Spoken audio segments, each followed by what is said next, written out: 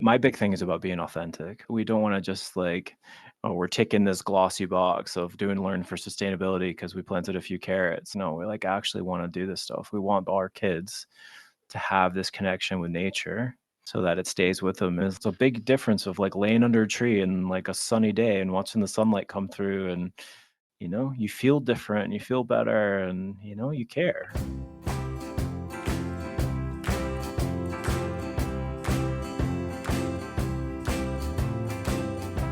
Hi, this is Rusty Keeler, and you're listening to the Play Nature Podcast, where we talk about play, nature, playing in nature, and the nature of play.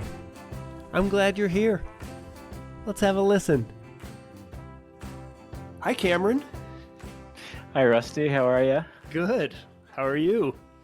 I'm very good, my friend. It's good to see you, and I've been loving listening to the pod, so it's really exciting being on it. So thank you for having me. Yay, I'm glad you're here. Yeah, and so where are you right now? So right now I'm in Glasgow, and I probably shouldn't promote a hotel chain that I stay in all the time, but Okay.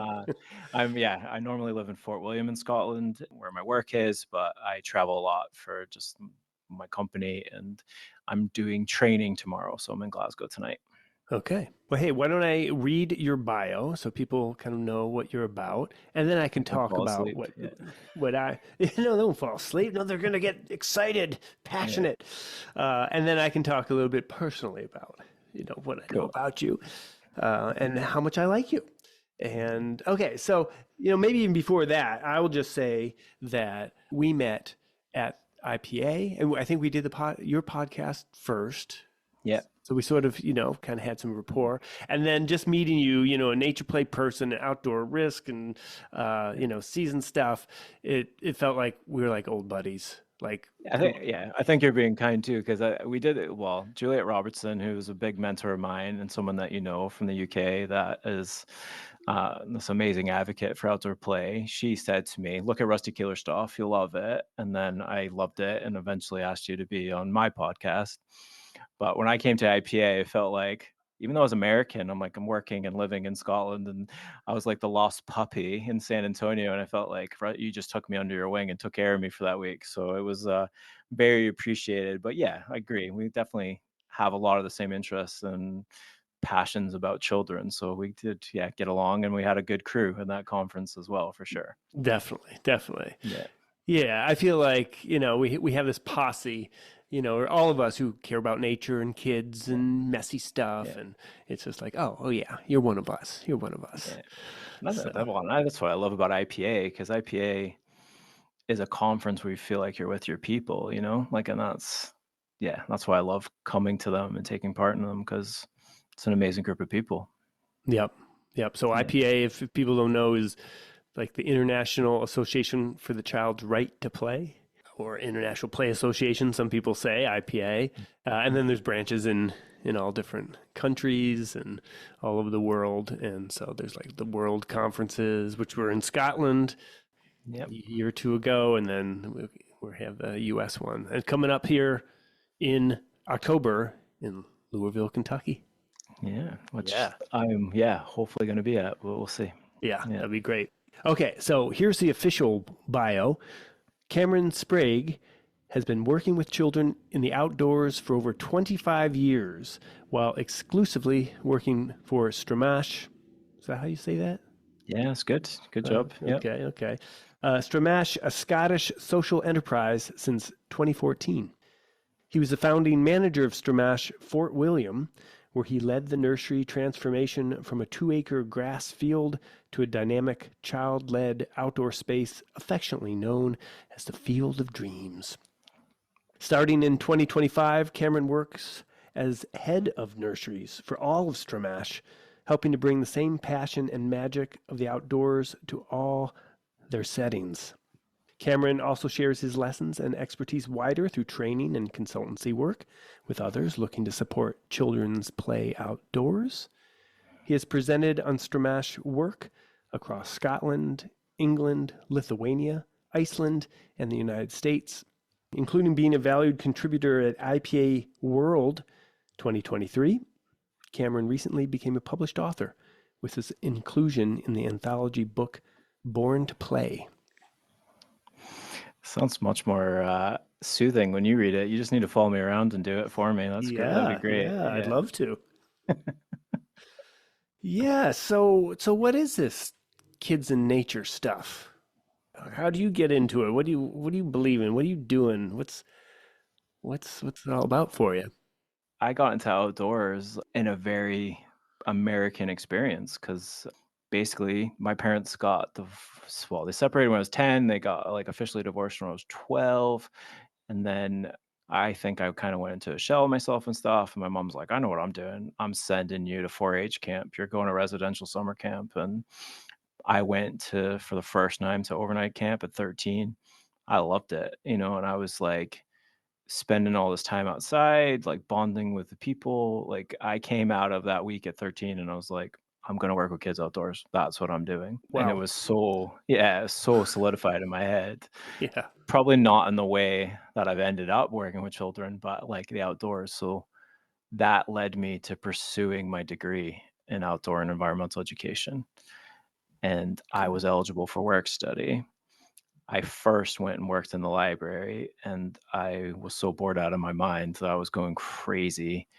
And I had done stuff at camp, like junior counselor and all that kind of stuff, but I hadn't worked with younger children. So I went and worked in the child development center on campus as part of my work Okay. study. Okay. And I was in a 3 to 5 classroom. And I think it's really interesting for me because I was studying outdoor education. So the way I was working with children was a very like, from an outdoor education perspective, I was studying like Kurt Hahn and Aldo Leopold and people like that. But I think so much of what outdoor education is about marries up with early years when it comes to people like, Reggio and Montessori and Froebel and all these kind of things that even though I wasn't doing early years practice, in a lot of ways I was doing stuff that really mirrored that. And the more I worked with the age group, I had a better interest in it. And that led me to doing my early years qualifications. Okay. Interesting. So starting off with the nature and kid connection, like knowing that Yeah, that's important no matter what yeah, the ages are. yeah, But 100%. then, Yeah, yeah, but then realizing you like this spark of the early years and wanted to dive into that. yeah, yeah.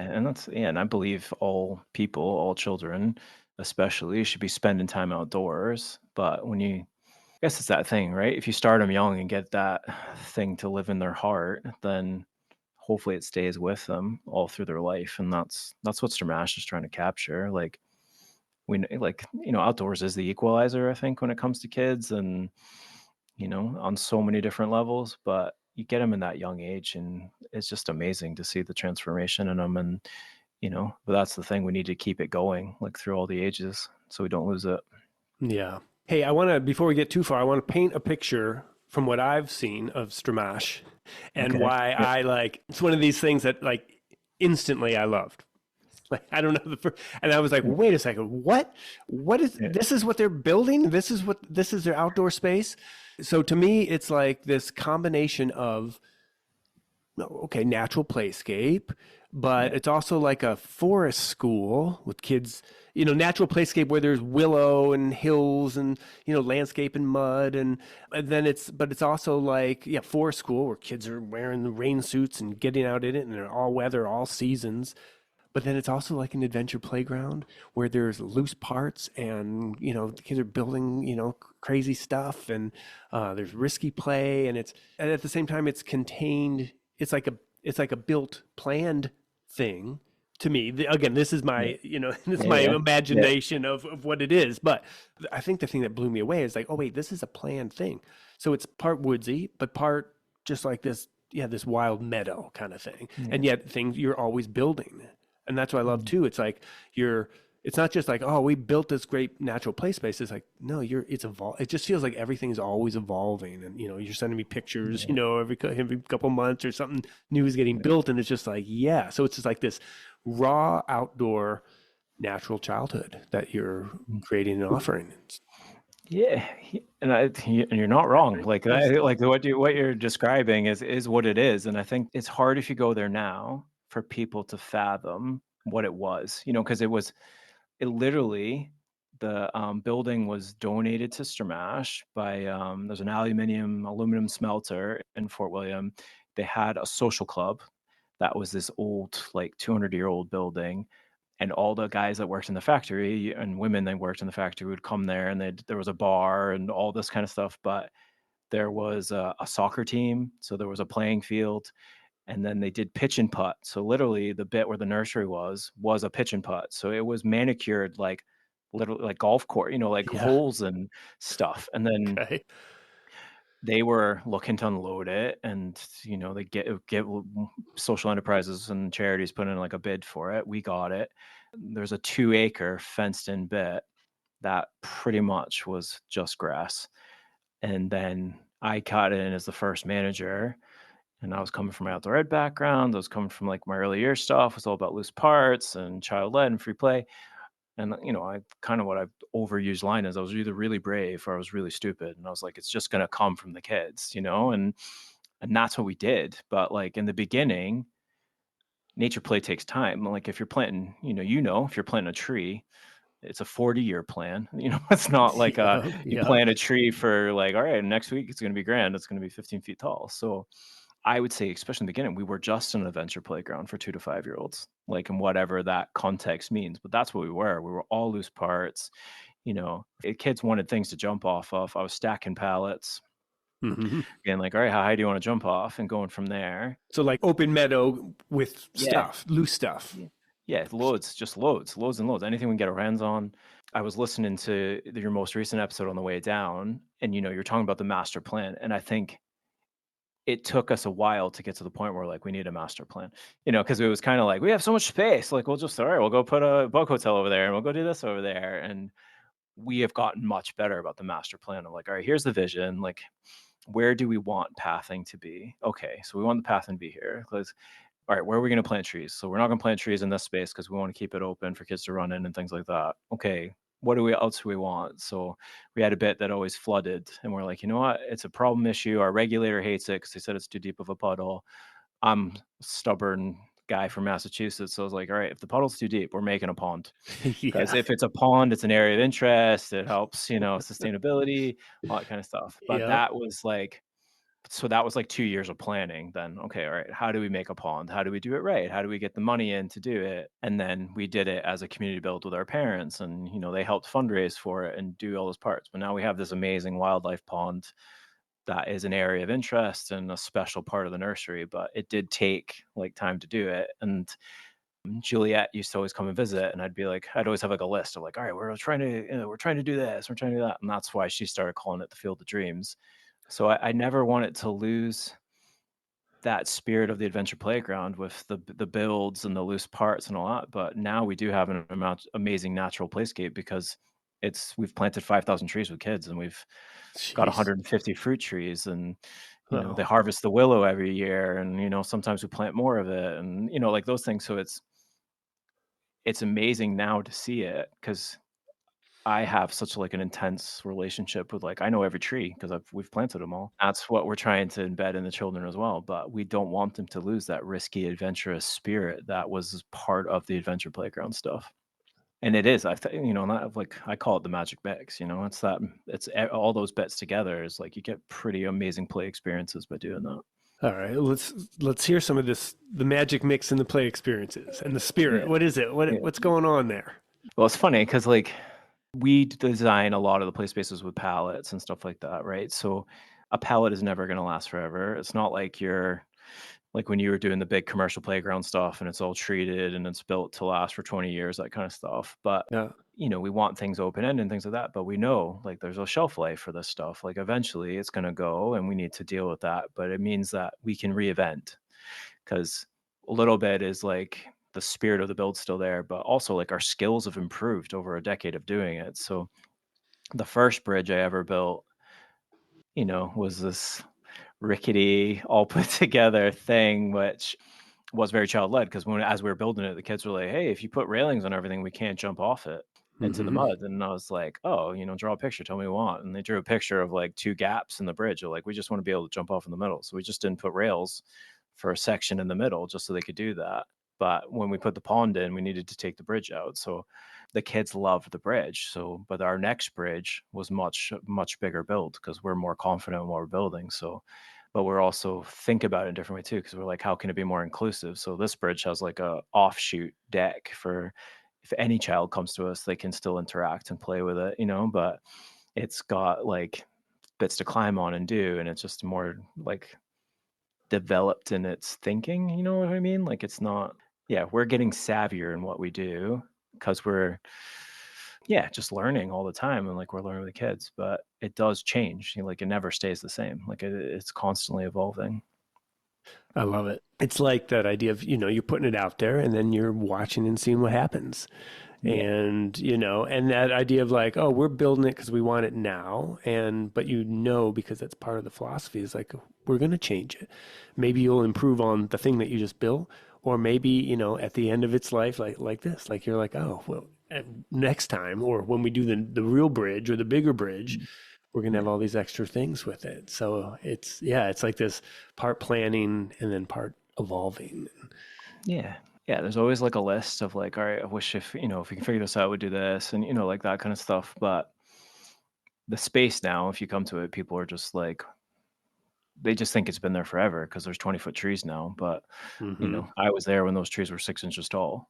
Yep. So yeah, Yeah. so it's just changing. And like we have all these apple trees and they've been in, a lot of them been in for 3 years now.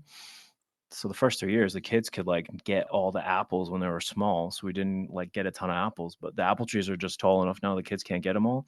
So like Mm. this will be the year that we first have like 1,000 apples, and then Phew. we can do some really cool community stuff with and things. So that's exciting, like and that's kind of stuff is always what's happening and changing about our practice and what we can do. Yeah. Yeah. Okay, listener, we want you to plant trees. Yeah, massive, absolutely. And Yes. like in trees that like I'm really passionate, it's like trees that are like supposed to be where you live, like, Mm-hmm. Mm-hmm. because I think like I get a lot of people like in Scotland saying, oh, we're gonna fill it all with bamboo. And I'm like, why are you doing bamboo when you can do willow? Like you can cut willow and just stick it in the ground, it's gonna grow and it's gonna do all the things you want that bamboo would do, but it's meant to be here too, and like and I think that's an important message for kids. Like, this is stuff that grows here. What is it? And need to get away from that culture of we pull our phone out of our pocket and the kids will say, oh, you went with the iPhone, where you show them a tree and they're like, yeah, it's a tree. Is it an oak tree or is it Yeah. pine Yeah. tree or what, like do they know this stuff? And they don't. Huh. Well, I love that idea of then putting it in their spaces and Yeah. mixing it up. And like you said earlier, so they develop that relationship with it. Yeah. They're like, Yeah. oh, you get to know it. You know that's a pine tree because the needles or how it smells or that you get the Yeah. sap on you and sticky and all that kind of stuff. So I think about like outdoor education or children in nature. I just went to this Children in Nature Network conference, and I think of it as like there's people that are the bringing children to nature, the bringers to nature, and then there's Yeah. the bringing nature to children. And so that's, I mean, in some ways you're kind of doing both, or you've had the experience of doing both. But that idea of bringing the nature in there and having the years of it evolving, and yeah, so they have that kinship, they have the Yeah. relationship with the earth. Yeah. Yeah. I mean, we're doing stuff like we compost our toilet waste, so kids are having those kind of conversations and things. So it's not like my big thing is about being authentic, right? Like we don't want to just like, oh, we're ticking this glossy box of doing learn for sustainability because we planted a few carrots. Like, no, we like actually want to do this stuff. Like we want those kids, like our kids to have this connection with nature so that it stays with them. And, you can't fake it and you can't like, well, like here's some trees on a computer, Yeah, it's yeah. not the same. It's a big difference of like laying under a tree and like a sunny day and watching the sunlight come through and you feel different, you feel better, and you care. And we want kids to care. Mm-hmm.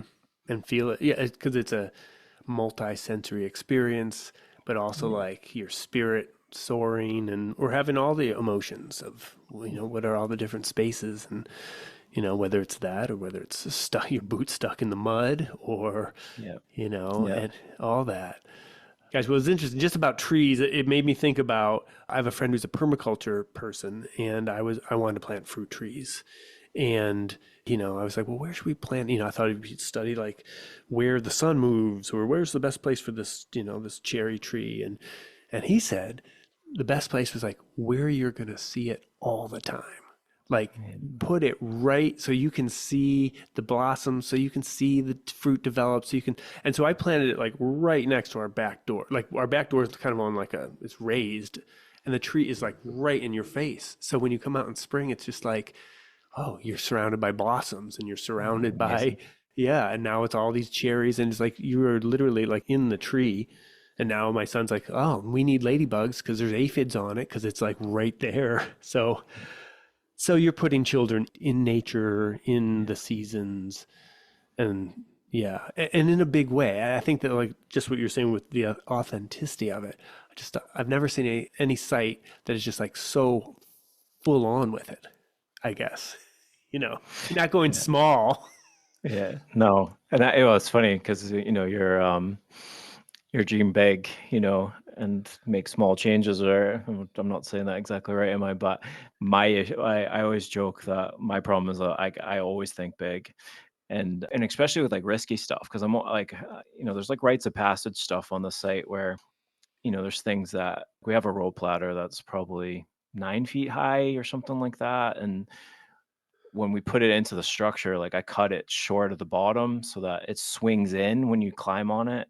So you get that real like feeling in your tummy. But I wanted it to be like that. Like I wanted it to be really difficult. And then so there's some kids that like master it really quickly, and then others that, they might be at Stramash for 3 years and they can't get to the top, and that's okay. But there's ones that, I built this the structure of the rope ladder, and then a little girl free climbed the structure without the rope ladder, and instantly was like, man, what do we do now? Like, how do we keep pushing that like her? So, Right. and She like all the conquered children it. like it. Yeah, and that. And like sometimes, especially with risky stuff, because risky stuff is it's a personal thing, right? Like in the perception of it. When like sometimes I forget about like, all right, like do I have enough risky experiences for the children that are like the kid that is nervous being on a 6-inch balance beam, So I always have to pull it back a bit and be like, are we meeting all children where they're at and their needs? Where my brain just goes, okay, all right, I'm gonna do this like 20-foot thing, and like that. So Uh-huh. Uh-huh. that's my in their inner like constant like, all right, slow it down, bring it back. All right, what can we do? That's a bit different. Uh-huh. What age group do you have? What's the range? 2 to 5 year olds. And That's right. I've got like videos of kids doing stuff that I know it makes people's hair curl when they watch it, because it's just out of their whole realm of like what we allow children to do. But we definitely start from a place of like we have really good relationships with our children. We know them and we trust their capabilities. So there's children that we know we need to be closer to and things like that, but we don't start from a place of children can't do that you Mm-hmm. know and I think that's a different mindset. So there is stuff that kids do that I know a lot of people would be like, oh my goodness, I can't believe you let them do that. But we have very few accidents. We've had in Fort William, we've had one broken bone in 11 years, and it was a freak.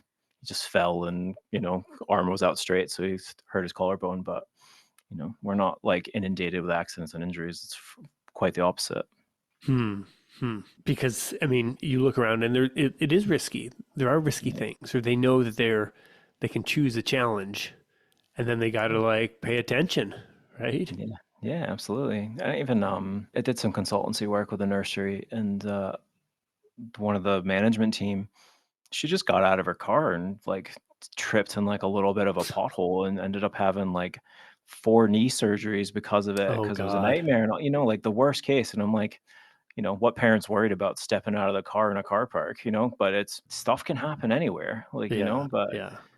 I think what you find, and like that's what I love, like Angela Hanscom's book, Balancing Barefoot, is the kids aren't getting these experiences, so they actually just don't know how to walk, So we're Mhm. trying to make sure kids can't just walk, but they can run, climb, jump to the best of their ability, and then hopefully keeps them out of trouble. Hmm. So how do you, as a group of, the adults and the educators, how do you discuss risk or your philosophy of risk? Or because everyone's got a different feeling towards it, but you must have an Yeah. overarching view of it. So as an organization, we use benefit risk assessment as an approach, and we have overarching benefit risk assessments around different play experiences that we stick to and guide to. But I wouldn't write a different risk assessment for every piece of play equipment. I know people do that. They're like, we have one for loose parts, we have one for the builds, we have stuff, and that there's basic tenets and principles within all of those. And when the IPA World, when it was in Glasgow in 23, that's when they released that new ISO number about benefit risk assessment. So the ISO, or International Standards Organization, so they're not legally binding, but they're basically considered like best practice. There was a big push with play advocates to get benefit risk assessment accepted as health and safety best practice for play activities in sports and recreation and leisure. Okay. And when I was listening to the talk about it at IPA World, Professor David Ball from England basically said, risk assessment is an intellectual process. So we do write into our risk benefits that we trust our staff, that it's an intellectual process, and that you can have the best things written down on a piece of paper, but on the day, they can make a decision that's different based on what they're feeling and seeing and doing, and we're trusting them to do that. And I think that is, as an organization, where we start from, because you just never know, right? Like you can write 900 pages in a risk assessment, but then I always say, like, it's the day that the elephant got out of the zoo and came through your fence, and who writes that into a risk assessment, right? So what I want is people to be able to think, not people that are like freaking out over a piece of paper that says we have to do this, this, and this. Because if we're not using common sense and best and as a best practice, then that's when I think people get in trouble. Because it's like, we always let the kids climb that, but I'm like, all right, well, actually today it's so icy. Like, what are you doing? Don't let them climb that, So you have to be able to not be so rigid in your thinking. I like that too because, as we think about the change of the environment, the change of space, change of seasons, like you need to be on your game. Or if you're supporting children in risky play, like, yeah, the adult needs to be, on their game because every day is different. And, my Yeah. sons and I, we live near a creek here. So we visit the creek, and most of the time it's fine to get in or fine to do stuff or, whatever. But then sometimes after the big rains, like you don't go in there, right? It's raging. It's a whole different deal. It's a whole different thing. And that's huge for children to learn too, that just because I climbed this one day or because I was, whatever, getting off the bridge in the opening to jump in, other days it's not okay. Or you got to do it in a different way. Right. It's funny. I think about like also the risk benefit analysis. Like we want to get to the point where people are thinking that not just risk, but what are the benefits and the risks of anything, climbing a tree, jumping off a boulder, going out in the cold.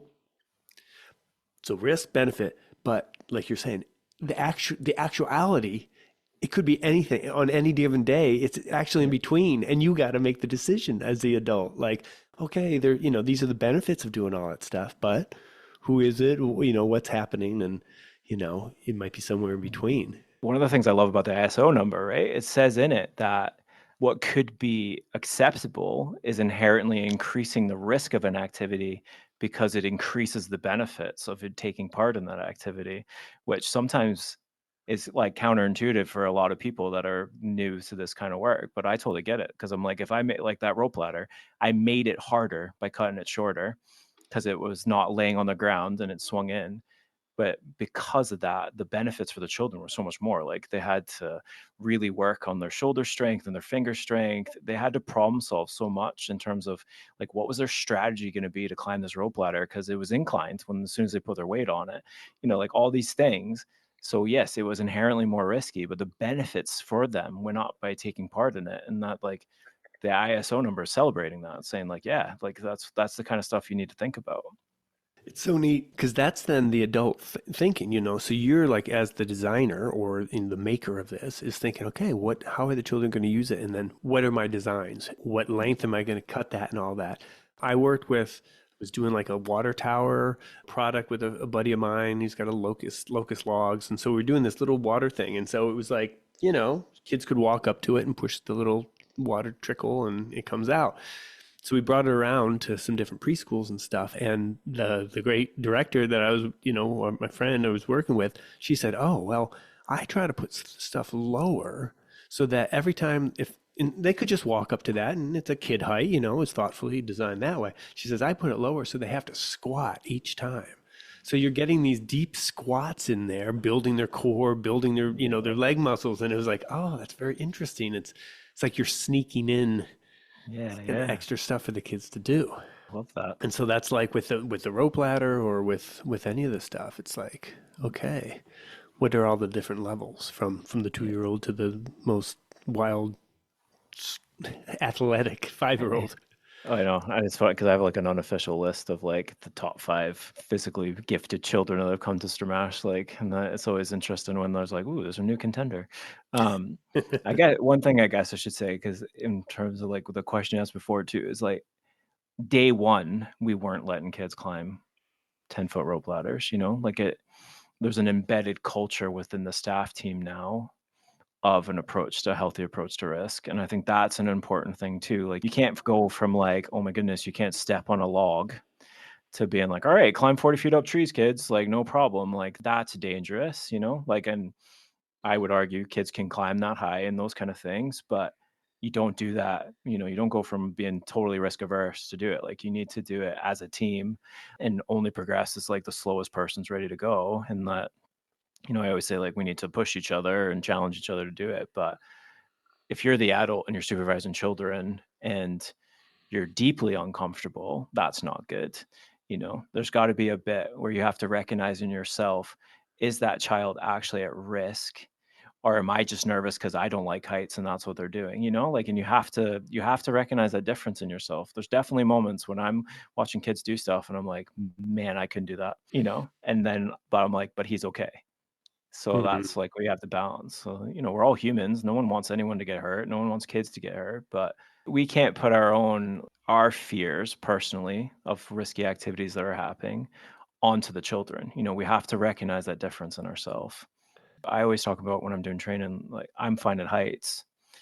So like when I was doing my outdoor ed degree and working at, 4-H camp every summer, like I ran a ropes course and the worst person I ever had to put through a zip line was my like now wife because she freaked out like climbing up.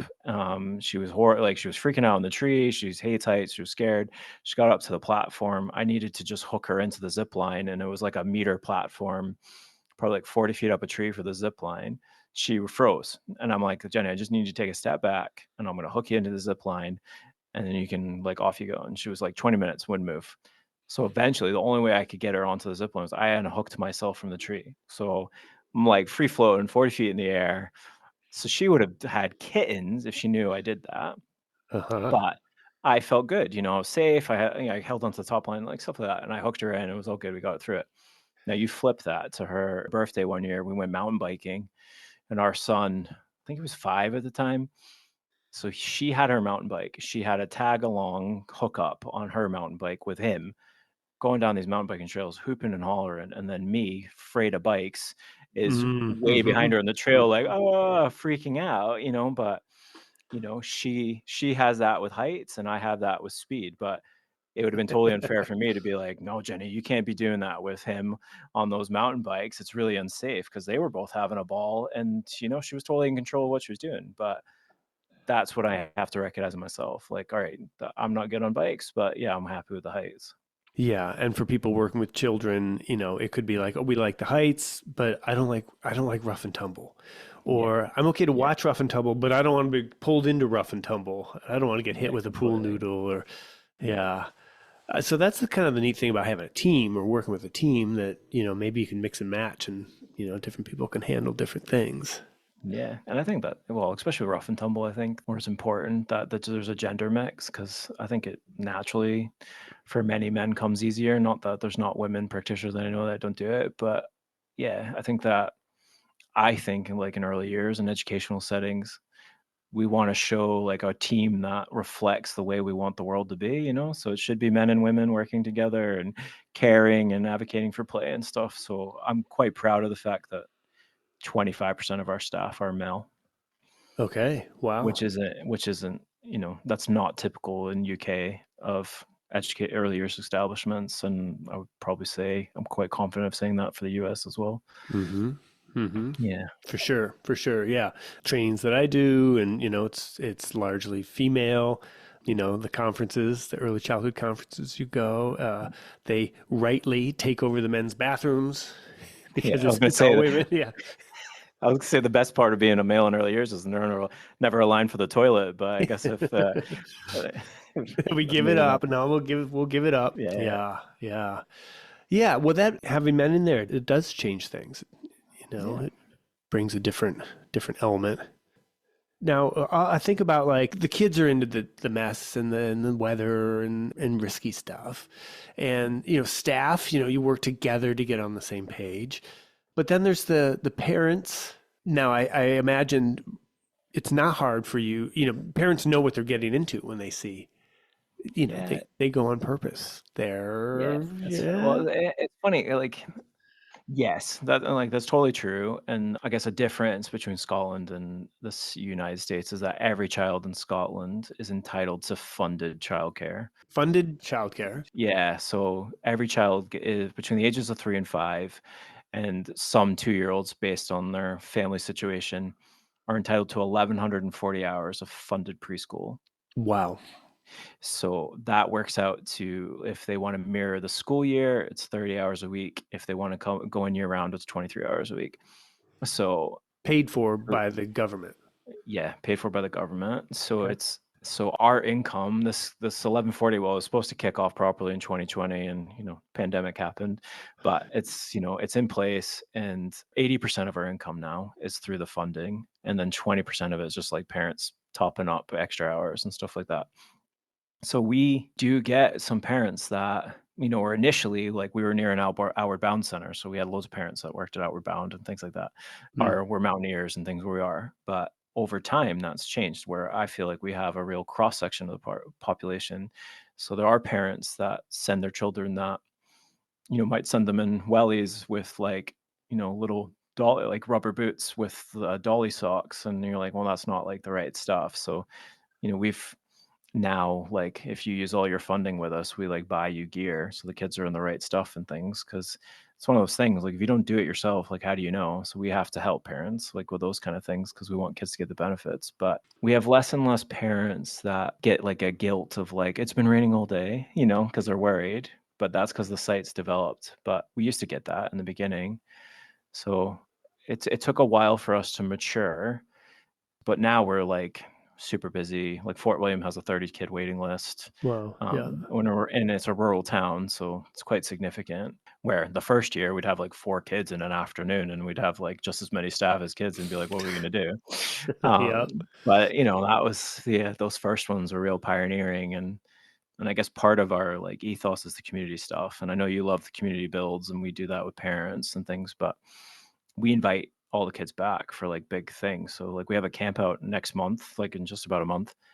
And my son included, he's going into his, what will it be? It'll be sophomore year of high school in America. So that's the oldest age of kids in Fort William that went to Stramash. But like Oh, a okay. bunch of them are coming to the camp out Nice. at the nursery to hang out. And it'll be, kids down to like babies up to sophomore year in high school that are coming to the camp out, gonna, potluck, barbecue, cook, and then sleep there all night. And then the kids get up in the morning and they're playing on all the equipment in their PJs, and it's amazing. And then November we do bonfire night, which is when they do fireworks here, and we get like 350 people that come to that, of all Wow. ages. Wow. Yeah, it's that community connection of Right. what we Right. want, Right.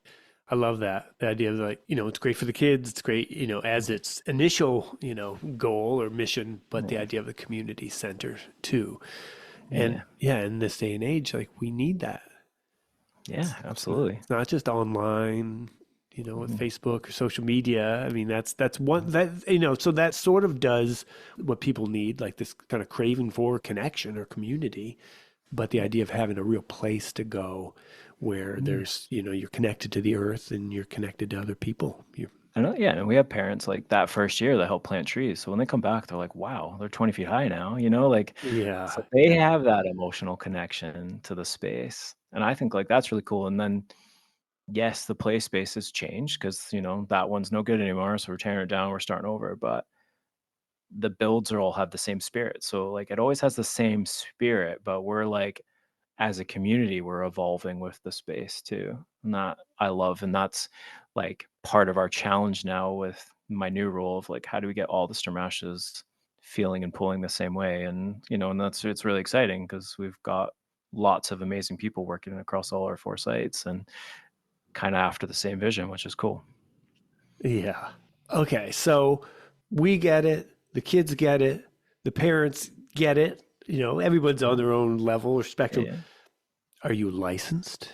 Are there regulators? Or how does Yeah. Yeah. what's the official, kids climbing these rope things and ponds? Tell us about that? Because Yeah. I probably should have said that in the beginning, but anybody listening might be thinking, "Oh yeah, that's great," but it's probably not a licensed thing. So Scotland is absolutely regulated.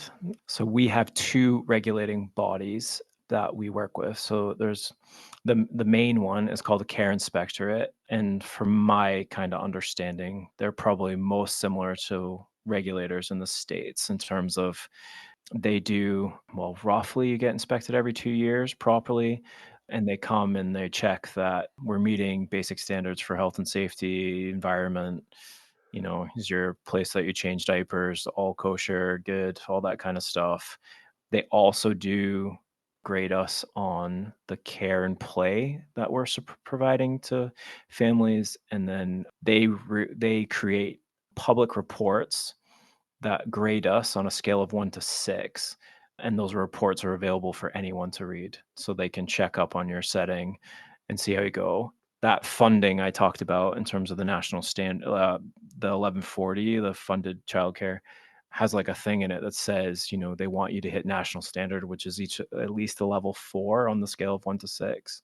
And if you're not hitting the level 4s, like councils could say, well, actually, you can't deliver the funded childcare right now because you're not that score. So Mm. it's a it is a really important regulation process, and it matters to us, because if we lost that funding, we would struggle to deliver our organization. So we do have to do all the talks and things like that. I would say part of the difference is that Scotland as a country has a very good policy base that is pushing outdoors and recognizing rescue play. So the Care Inspector have had a positive approach to rescue play statement that came out like 8 years ago, something like that. So there's lots of things that are advocating for the things we're doing. So that works great. But yeah, if we don't have our benefit risk assessments written down and in place, like we'll be in trouble, like those kind of things. So we do get inspected. We also get inspected by Education Scotland, which is purely focused on the way we deliver the curriculum, but that it's more about like the stats in your area and stuff. So Stramash has 4 nurseries that have operated since 2012.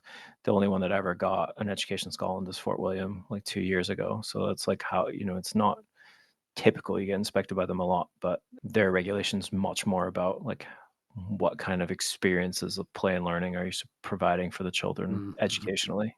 Can you tell us an experience of like having a licensor? Have you ever had a licensor or an inspector come out and they didn't like something, and how you communicate with them, or how you got to turn their mind around?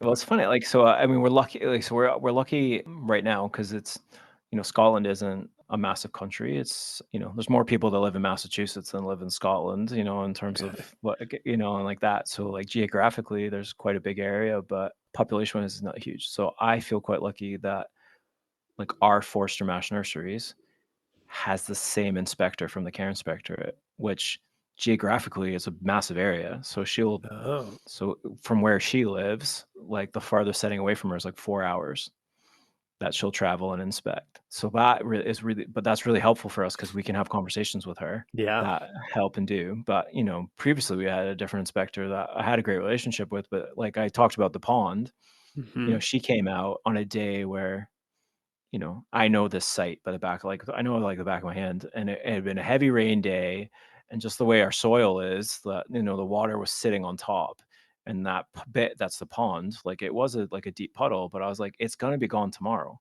Like it will be a puddle, but it will reduce in volume by half because that's just what happens. And she was like, this isn't safe, all the rest of it, and I think I wasn't gonna turn her from, like, "It's not safe," but, like, I knew that's when I was like, "This is gonna be a continuous problem. We're gonna make it a pond, because that way, it's just, like, a bit, and it's an area and all those kinda things." So, there's bits where we've won our battles, and then there's also times when, like, you have to choose to be like, "Alright, is it really worth fighting about this? Because we're gonna lose the big picture, like, of fighting every nitbit." And I think it's the same as, like, anyone else, right? We have that, like, we need to keep them on side, but not against our ethos. So I don't know if that helps in any way, but yeah, it is about developing the relationship with them though, so you can have the conversations.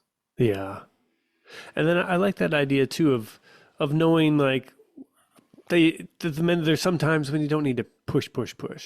Yeah, Sometimes when we're supporting risky play or, talking about risky play with people and they think, oh, I need to really turn their mind around, turn licensing's mind around. But maybe there's other times when you're like, nah, I'm all right, I'll let that one go because I'm going to I'm going to go for other yeah, things or, yeah, so again, it's that balance or you said like in the moment, knowing yeah, and making decisions. yeah. We're all human, right? So I think it's that bit, like, if you get them on your bad side, like, it's everything is gonna be harder, Yeah. So, like, Yeah. I'm like, "Let's kill them with kindness and or like, over communicate and, this is why we wanna do this, and this is why it's important," and, like, yeah, like, so we're quite lucky in that way in terms of the risky stuff, like, I mean, we have in all our settings quite risky things that, she goes around to and she's like, "Great," and then every once in a while, there'll be something that she's like, not too happy about that, and then we just gotta talk about it, but I definitely have a bit of me in, like, proceed until apprehended, but also, like, you know I mostly hear that what ask for I've only heard that as ask for forgiveness instead of permission. I've never heard was it apprehended? No, Yeah, that's proceed actually until what? I forget. I stole that from somebody who I heard it from not that long ago. I can't remember now.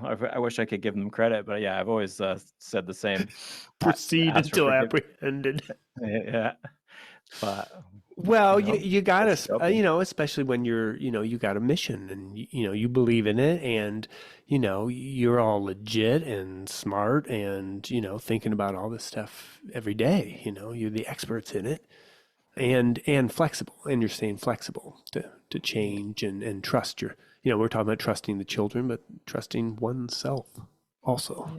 yeah. If you're a play person and you have this background, right? You come there and you just go like, wow, like, and that's like the honest reaction. I think if you're not used to this, you come and go like, oh my God, like this is a pile of crap. Yeah, There's broken planks, there's gutters, there's pallet stuff built everywhere. But like what I say to people is like, you look at this in CMS, it's actually clever crap. Like we've thought so much about this and it's so backed in theory and research and, you know, every little bit, like you just see cable drums, but we've thought about that, like Juliet years ago turned me on to Tom Bedard's blog, the Sand and Water Tables one. And I had him on my podcast and he's like, I'm not an outdoor person. Why do you want to interview me? And I'm like, because I use your principles with all my builds because I'm trying to keep them open-ended. So there's so much thought. Like he does these crazy things with cardboard and stuff. I'm just doing it with pallets and cable drums and Hmm. trying to maximize experiences for kids. So yeah, it's not like we're just chucking stuff out. Like there's thought that goes into what we're doing, and it is underpinned by a huge ethos and value base for sure. Yeah, yeah. Well, okay. So if people see pictures and they think, I want to try this, what are some of your recommendations? Whether they have a natural playscape or they have a man-made in structure and stuff. So don't be afraid to ask people for help. So like I think I'm not afraid to ask anyone for anything because all they're going to say is no, right? And Good. so I have had parents that were like carpenters and joiners and engineer, and we have like two guys specifically with the Fort William one where kind of like I always refer to him as the brain trust to be like, oh, how could I do this or how could I build this or when we were doing the sleeping pod is what the structure with the ladder, that was our first really adventurous build, but we kind of worked it out together and we didn't have playground standards and stuff like that, but they knew how to put together wood and all those things, so we figured it out and did it and eventually got it checked by people that are like, yeah, that's all good and kosher. But ask people for help that have skills that you don't have. and then listen. Like, I like my dad is a retired firefighter, but my stepdad, but he also had a carpentry business. I was so not interested when I was a kid. He'd be like, "Oh, come work with me and like do this garage extension." I'd be like, "Nah." Now I'm killing myself. I'm like, I wish I came and did all Yep. the tool stuff, Yep. and so. But like those guys have taught me so much. So I have so much, like my skills are so developed over the last 10 years because of them and good understanding of things. But I feel like it's because we weren't afraid to ask, like, "Oh, you know about this stuff? Like let us, teach us, tell us about it. Like, what can we do?" And collect people in your life that can give you some skills, and then start small, like just like have big ambitions, but build a mud kitchen, because if you screw it up, you just take it apart. Like, it's not a big deal, right? But like, build it strong, do it well, and then, all right, that went well. Okay, what can we do next time? That's a bit more challenging, and it's practice stuff. Yeah, just give it a go. Just Yeah, try it. yeah. Yeah, a little bit. Like, and that's like what it's been with the tools. Like, I think people just get super afraid, like, oh my goodness, this is a power tool and stuff. But I'm like, don't start big, try small things, get used to using it. Just put some screws in a big piece of wood and just see what it feels like, and it's not, once you start doing it, I'm like, if I can do it, anybody can do it, like, Rich, one of the guys that like in the brain trust, he calls me straight cut because I can't cut a straight line with a handsaw, but I get the job done. Like, so Straight it's cut. so yeah, so Yeah, it's you can get custom. there. Yeah, no, Yeah, yeah, yeah. It's got life, yes, extra life to it. yeah, Stramash chic. Uh, well, that's what I love about it is that you can tell that everything is well built. Like Yeah, it looks strong. It's gonna stand up. But it also looks rough and tumble. It yeah, looks like it's made with like love and intent, and it's not all picture perfect. It's like it yeah, looks yeah. I'm not big on painting stuff. uh, Like, I like, because I want the kids to look at it and be like, "Oh yeah, we made that out of pallets," because you could, like, we could pretty it up and paint it and be like, "Oh wow, it's so beautiful." But like, I want like the industrialness of like, look, we took pallets and made this really cool thing. What else could we make with pallets? But like, if you paint it and try to make it like a catalog, I think you take away from that part of it. So yeah, like, I want that kind of like, all right, this raw. isn't. It's like Yeah, it's raw. yeah, Yeah, yeah, yeah. Well, I yeah, love it. It definitely has that feel. To me, it's this full circle of even before you had the stuff, before you had the pallets, before you had the structures, before you had, all the willow tunnels, like the philosophy was there, like the yeah, belief, the kind of experiences and opportunities you want to give to children, like to connect to nature, connect to weather, to put the rain boots on and the rain gear and just be out in it. And then, like anyone else who has their own playground and their own center, their own school, like it's evolving. And it doesn't have to be, if anyone seeing these pictures, like, oh, I wish mine could be like that. Well, you keep, in 10 years, it can be, right? yeah, Like you just yeah, keep adding to it. But I feel like the place to start is that in your heart of like, this is what we want. This is what we're going for. And the never stopping, right? Like this, we'll look at pictures in the future and be like, oh yeah, that was 10 years in. But now we're 20 yeah, years in, or now we're 15 yeah. years in. And what's it going to look like then? I always say, well, there's a Maya Angelou quote, right? It's do the best you can until you know better, and you know better, do better. We've been like just learning better for 10 years, right? Like, we learn new things, we try stuff, and then like, all right, we got to do it better next time, that kind of stuff. So I've been like, I think that mindset has been in from the very beginning, and I think that's been really important. There's the John Bowlby quote, like, kind of the father of attachment theory, that daring ventures can only come from secure bases. So we have really strong relationships with our children and our family, and that's what allows the adventures to come. And then the third bit for me is I've been very lucky that I've had a lot of people that have started with us that have come like straight from school, and they have just totally bought into it. And that what was a very young team when we started, like, we have professionals that are like 28 that have been working in early years for like 11 years now. But Lindsay, like, I don't run the nursery anymore because I'm running the whole thing with my Hmm. colleague Josh. Like, we're on different perspectives now. But Lindsay's like, she's such a professional, but she's emotionally invested in the site. And then we also have like this amazing staff team that are emotionally invested in the site too. And they've grown with it as well. And that's a really nice thing to have. And yeah, Juliet always says it takes a while for an outdoor nursery to mature. And that's where I feel like we're at now. We're maturing. And I love it. Constant evolution and conscious evolution. And also being open to just follow it and see where it leads and evolve with it. Yeah. Yeah, definitely. Oh, man. Well, this has been so great. Thank you so much. We'll keep it. We'll have a part 2 at some point here because we could just keep going and going. Gosh, it'd be so neat to go visit these. If we could get a group of people together. Well, watch this space. We're hopefully, spring 26. We're hopefully having an experience. So if you're interested, watch this space. Yeah, dear listener, Cameron and I are talking about. He's cooking up a Scottish trip to visit nature nurseries, preschools, and Scottish sites, and whiskey tastings, and looking for the Loch Ness Monster, the whole deal. So wouldn't that be fun? Absolutely. Wouldn't that be fun? Don't you want to do that? So absolutely. And then here I see you. Is this a joke we can end on? Why do people sleep on fruit trees? I don't feel like enough people plant fruit trees in play spaces. Like, I think, because you asked for questions to talk about, but so many people are, they'll put in raised beds and stuff like that, which is great. But a fruit tree, you literally plant it. You got to prune it in the winter, which, is not hard. No. Yeah. And then it just magically appears with fruit. You get beautiful blossom that makes your space look amazing in the spring.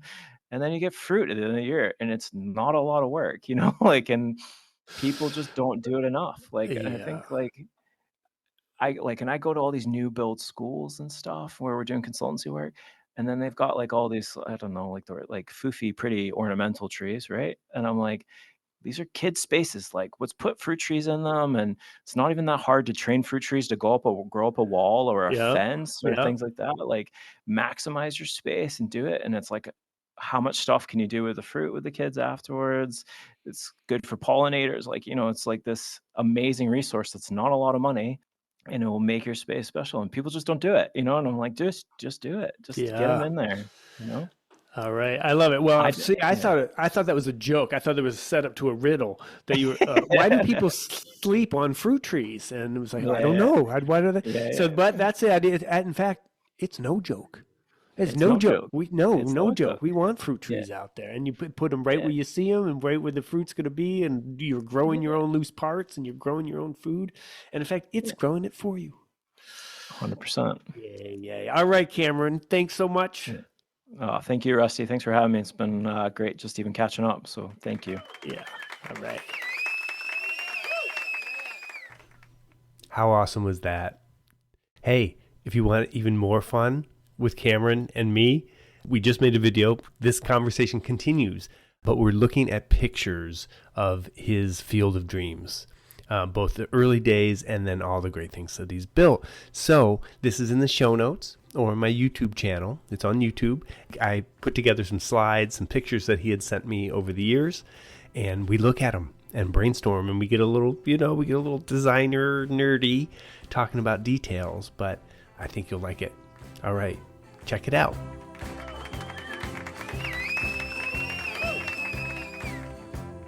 All right. Thanks for listening. Do you have a comment or a question? Email me at playnaturepodcast@gmail.com. I like talking about this stuff. And maybe we could use your question on a future podcast episode. As always, I have some free goodies for you in the show notes, including my outdoor loose parts guide. Fun stuff in there. And so I wish you the best in your outdoor play adventures. And when it comes to adding nature to your yard, or loose parts, or saying yes to risky play, my favorite motto is dream big, start small, and never stop. Oh yeah. Woo, woo, woo, woo. Let's do it. All right. Have fun out there.